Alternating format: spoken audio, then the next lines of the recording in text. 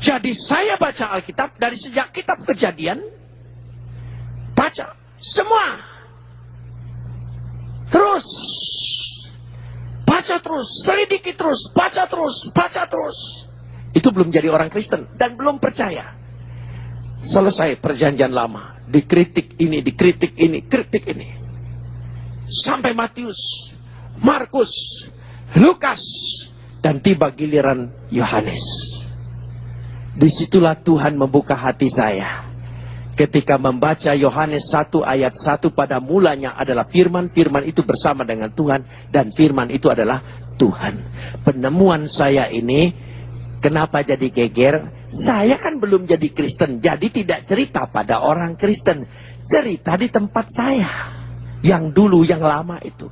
Ngamuklah orang semua, kamu ini sudah kafir, kok bela-bela agama orang lain? Loh tidak, ini hasil penyelidikan. Kan Anda yang tugasin saya. Sekarang saya cerita tugas ini, ternyata apa yang kita mengerti itu salah. Mereka tidak ada Tuhan Bapa, Tuhan Anak, Tuhan Ibu. Nggak ada.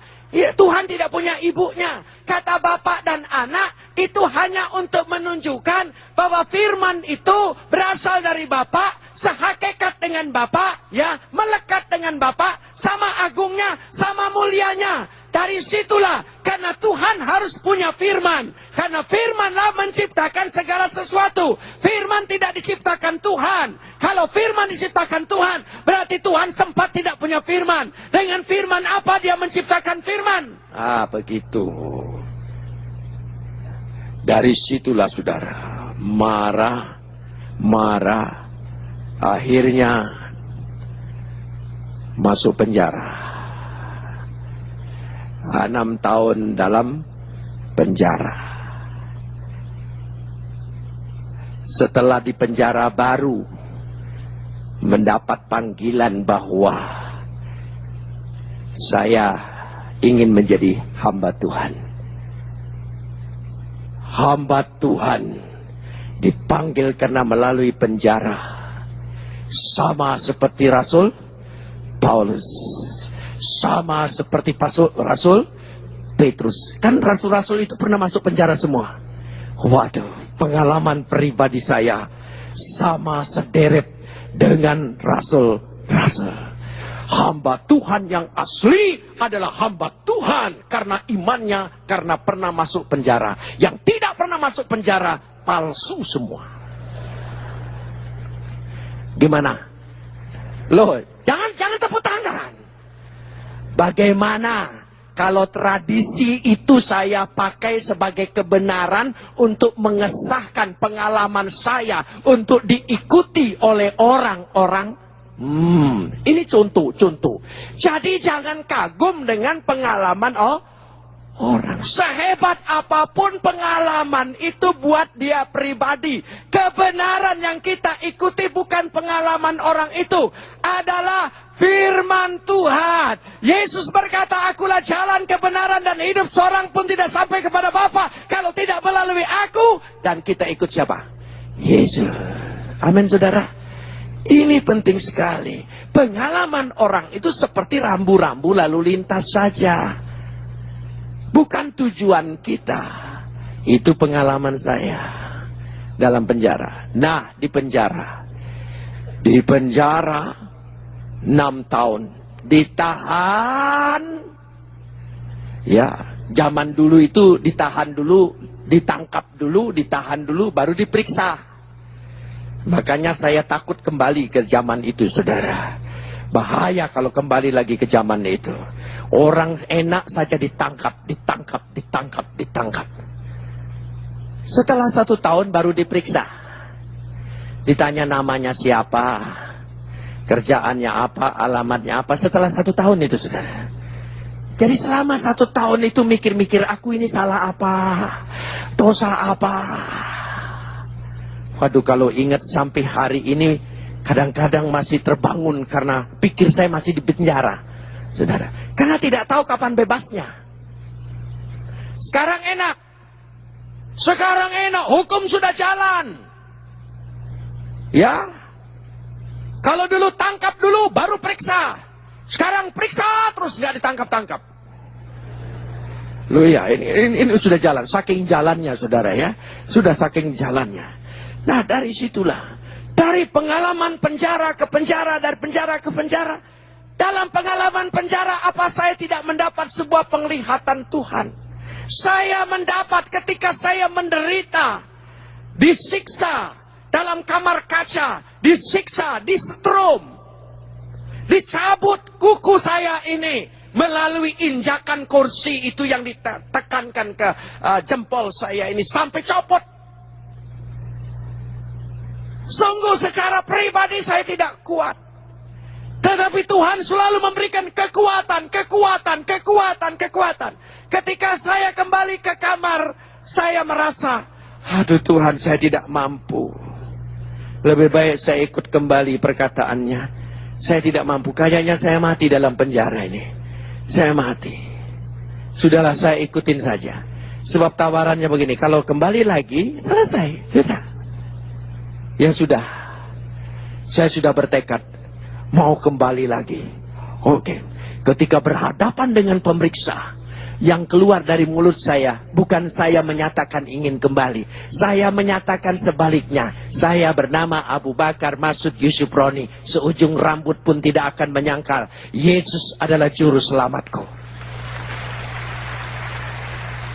Istilah Jawanya itu keperucut.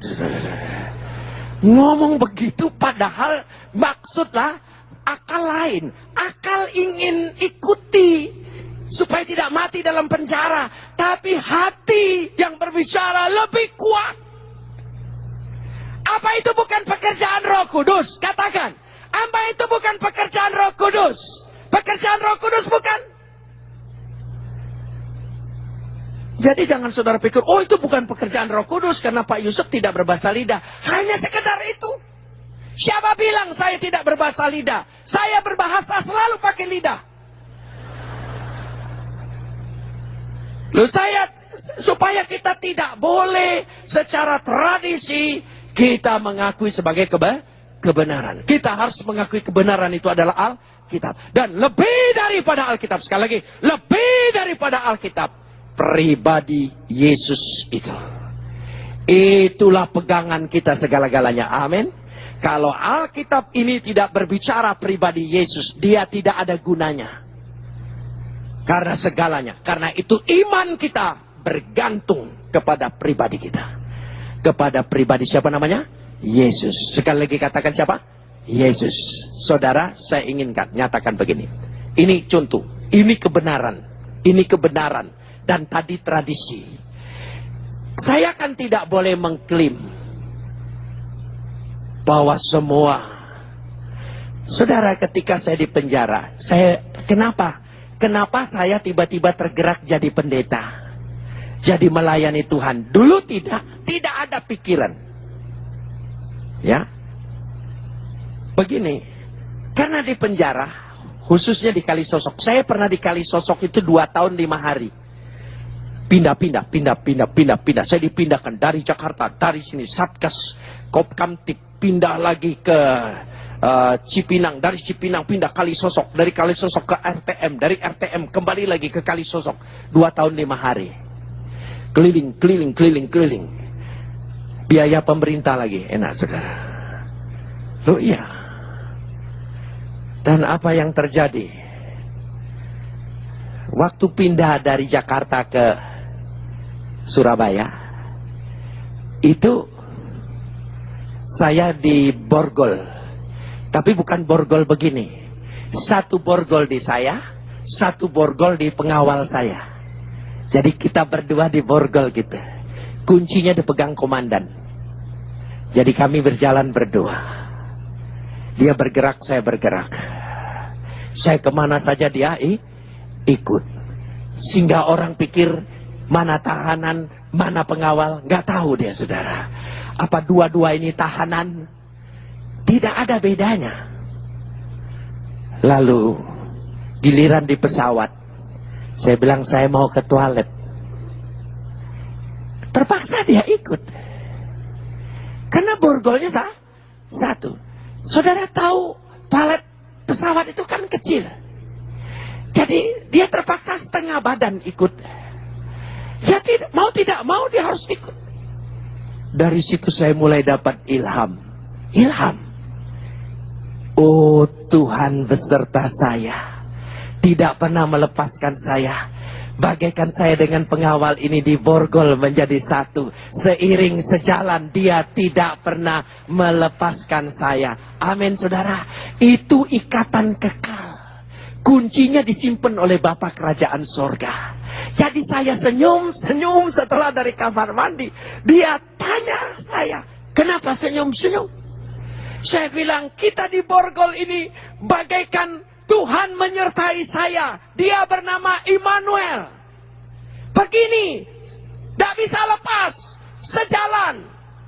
Saya cerita tentang dia. Siapa Yesus? Dia tidak bisa pergi kemana-mana, karena dia diborgol bersama-sama saya. Terakhir setelah di kantor tahanan dilepas itu, dia bilang, doakan saya ya supaya selamat. Nah, kau saudara ya. Jadi terus, Tuhan itu beserta dengan kita. Dia tidak pernah tinggalkan kita. Saudara percaya Tuhan beserta kita? Katakan amin. Tuhan beserta kita, amin. Di mana saudara percaya? Apa hanya karena perkataan firman Tuhan? Saudara perhatikan, siapa Yesus? Yesus itu adalah firman. Firman yang berasal dalam diri Bapa. Sehakikat, sederajat, melekat dalam diri Bapa. Harus ada, wajib ada, mustahil tidak ada. Tuhan sudah punya firman, sudah punya roh. Roh dan firman tidak diciptakan Tuhan. Sudah ada sejak Tuhan itu ada. Kalau roh diciptakan oleh Tuhan, kalau firman diciptakan oleh Tuhan, berarti Tuhan sempat tidak punya roh. Kalau Tuhan sempat tidak punya roh, berarti Tuhan mati. Dengan roh apa dia menciptakan roh? Kalau firman itu diciptakan Tuhan, berarti Tuhan sempat tidak punya firman. Dengan firman apa dia menciptakan firman? Jadi firman dan roh adalah dua sifat hakikat yang melekat di dalam diri Tuhan. Harus ada, wajib ada, mustahil tidak ada. Firman yang sehakikat keluar menjadi manusia. Siapa namanya? Yesus. Jadi yang datang dari diri Bapa sebagai firman menjadi manusia, dan menjadi manusia, menghampiri manusia, tinggal dalam diri manusia, bahkan mati buat saya dan saudara, bangkit buat saya dan saudara. Makanlah tubuhnya, minumlah darahnya. Satu-satunya penyertaan Tuhan yang paling pasti hanya lewat Yesus. Di lain itu tidak ada. Itu kepastian jaminan kekristenan yang kekal. Bukan hanya janji, firman-Nya datang. Bukan hanya datang, dia berbuat, dia mati untuk saya dan saudara. Dan dia berikan tubuhnya, dia berikan darahnya untuk mentahirkan kita, menebus kita. Pasti satu-satunya penyertaan Tuhan yang paling pasti sebagai jaminan hanya lewat satu pribadi, namanya Yesus. Amin, saudara. Itu perbedaannya. Jadi jangan sekali lagi. Siapa bilang saya tidak banyak kesaksian bagaimana Tuhan menolong saya, bagaimana Tuhan berbuat dengan saya. Tapi saya tidak mau mimbar ini terlalu banyak kesaksian saya daripada Alkitab itu berbicara. Waktu saya diperiksa di Jawa Timur ini, di Strum. Strumnya itu strum pakai telepon lama itu. Orang lain di strum maling, kalau di strum suruh ngaku. Saya di strum suruh nyangkal. Saudara, nggak kuat, pingsan, dibawa ke kamar, ditolong oleh teman-teman sekamar, disadarkannya pakai apa? Pakai minyak PPO. Zaman dulu ada nama minyak namanya PPO. Ditaruh di hidung saya ini sampai merah ketika sadar, panasnya luar biasa. Saudara, besok pagi di strom lagi, pingsan lagi. Besok pagi di strom lagi, pingsan lagi. Hanya untuk menjadi percaya kepada Yesus. Sebetulnya orang lain tuh paling enak ya ingin jadi Kristen, tinggal baptis, cemplung, selesai. Saya kok harus lewat ini? Kenapa begitu susahnya? Saudara tahu, waktu saya ditangkap, saya masih sekolah pendeta di Batu Malang, di I3, Institut Injil Indonesia di Batu Malang, yang dipimpin oleh Bapak Pendeta Dr. Octavianus. Saya sekolah di sana. Baru sekolah 6 bulan udah ditangkap. Nah, waktu di Batu Malang itu saya sudah tidak kuat, saudara. Dulu batu itu dingin sekali. Saking dinginnya, rematik saya kumat. Saya ini punya penyakit rematik. Sendi-sendi saya ini kalau sudah kumat selain bengkak, dan sakitnya luar biasa. Kasih remason sampai 3 botol nggak sembuh-sembuh, saudara. Terus saja. Sejak disetrum sembuh total. Nggak kumat-kumat lagi, saudara. Saya ingin tanya, ketika orang nyetrum saya memang berniat menyembuhkan rematik saya. Dia berniat mencelakakan saya. Tapi Tuhan balik menjadi nikmat dan berkat bagi kehidupan kita. Amin. Jangan takut dengan niat orang jahat. Karena Tuhan kita sanggup membolak-balikan segala perkara. Katakan amin. Tidak usah takut. Dari situ saya mengalaminya. Sampai hari ini. Walaupun pergi ke Holland, dinginnya bagaimana, gak kumat-kumat. Saya heran, waktu saya saksikan ini dengan jemaat di Singapura, lalu dokter-dokter Singapura bilang, kalau begitu barangkali kita coba ya. Ya, saya bilang silakan coba, tapi saya tidak bertanggung jawab, saudara ya. Karena ini perbuatan Tuhan. Saya punya pengalaman seperti itu. Lalu saya katakan, saudara-saudara, pikul salib, selagi belum pernah disetrum, dan kukumu belum dicopot, karena iman percaya, imanmu kecil, tidak ada apa-apanya. Oh, bisa saya berbuat seperti itu?